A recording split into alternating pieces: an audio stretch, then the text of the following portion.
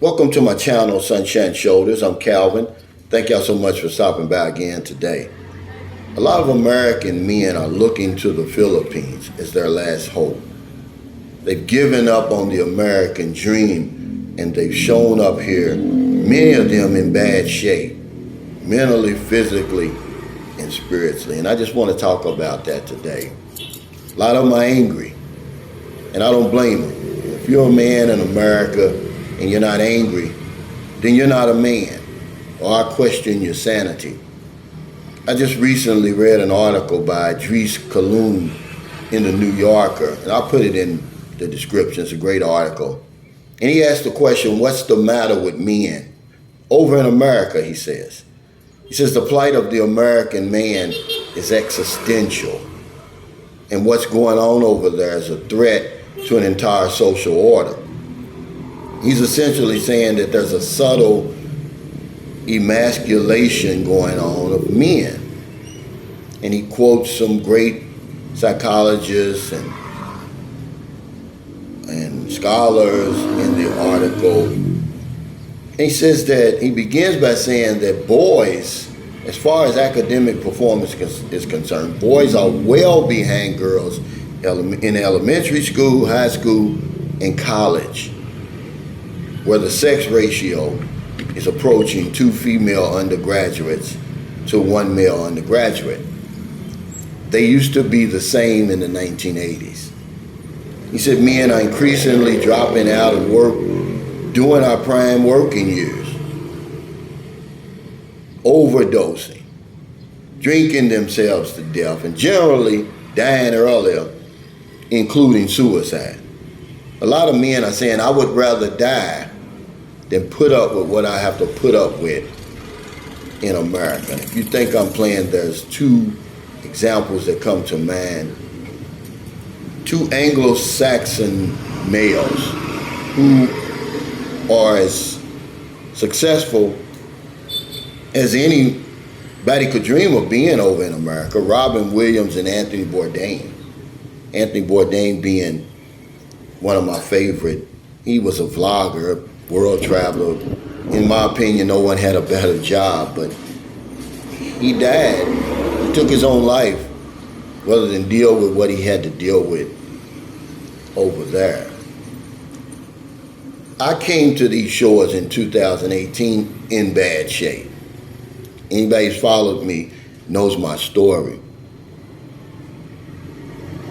But I've somehow put it together, and I think that's the plan of a lot of men that I'm meeting over here.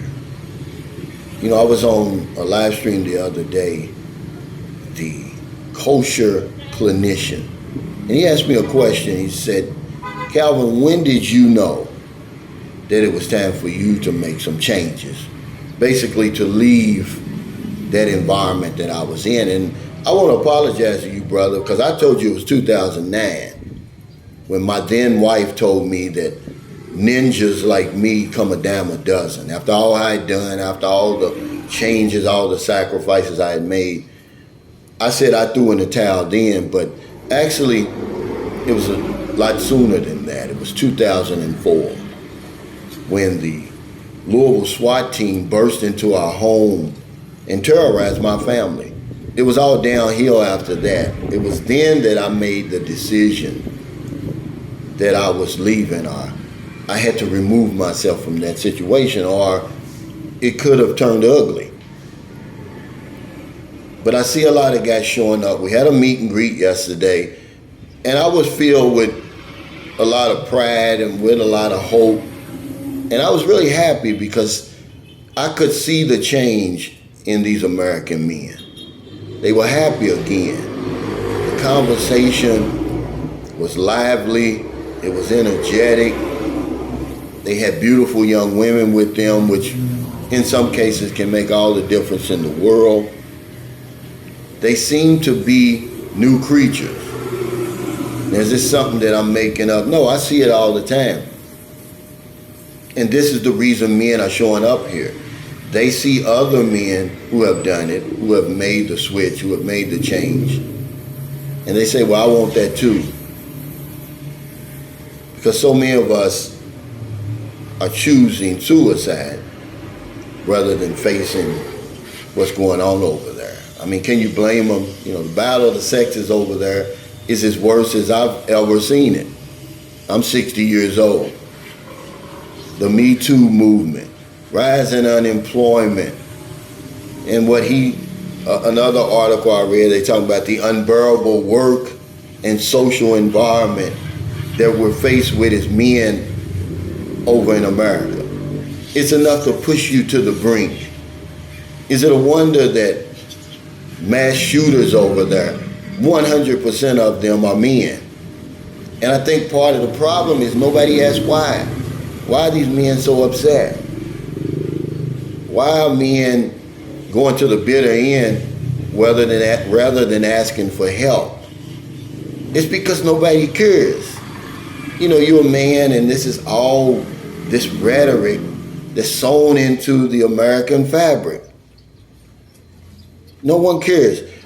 When the SWAT team burst in on our family and terrorized us, we tried to sue them, but they're protected by something called qualified immunity. Once all that was over with, no one cared. They swept that under the rug and they kept it moving. But my family was stuck there to suffer, to pick up the pieces and start all over again the best we could. Two of my daughters still suffer from that to this day, almost 20 years later, because no one cares. Everybody has their own problems, and that's how we deal with it over there. But somebody has to start asking the question, why? Why are men so angry over there? And what are we going to do about it? We're always stuck in the problem, but we're never stuck in the solution. So yeah, a lot of men, American men especially, are showing up in the Philippines. They're looking to the Philippines for hope, for a new way of life.